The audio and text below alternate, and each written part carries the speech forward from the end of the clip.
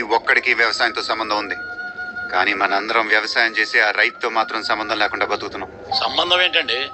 రైతు పని రైతు చేస్తున్నాడు, మా పని మేము చేస్తున్నాం. అంటే రైతు మనం ఒకటేనా సార్? రైతు అయినా మేమైనా పని చేసేది డబ్బు కోసమే కదా సార్. డబ్బు? మీకు 2 నెలల శాలరీ ఇవ్వకపోతే ఏం చేస్తారు సార్? మా సేవింగ్స్ నుంచి తీసి ఖర్చు పెట్టుకుంటాం. అదే మీ కంపెనీ మీకు 6 నెలల శాలరీ ఇవ్వకపోతే? ఆ జాబ్కి రిజైన్ చేసి వేరే జాబ్ వెతుక్కుంటాం. రైతు కూడా అలా అనుకుంటే మన పరిస్థితి ఏంటి సార్? మనకి 2 సంవత్సరాలకోసారి జీతం పెంచకపోతే రోడ్లెక్కి స్ట్రైకులు చేస్తాం, కానీ రైతు మాత్రం సంవత్సరాల పాటు తన నమ్ముకున్న పంట మీద లాభం వచ్చినా రాకపోయినా మళ్ళీ మళ్ళీ పంట పండించాలన్న ఆశతో తన వేసిన ప్రతి విత్తనంలో తన జీవితాన్ని వెతుక్కుంటూ ఉంటాడు. అలాంటి రైతు మనం ఒకటెలా అవుతాం సార్? అంటే ఏమంటారు సార్? ఇప్పుడు మమ్మల్ని పంచలు కట్టుకుని పొలాల్లో దిగి వ్యవసాయం చేయమంటారా?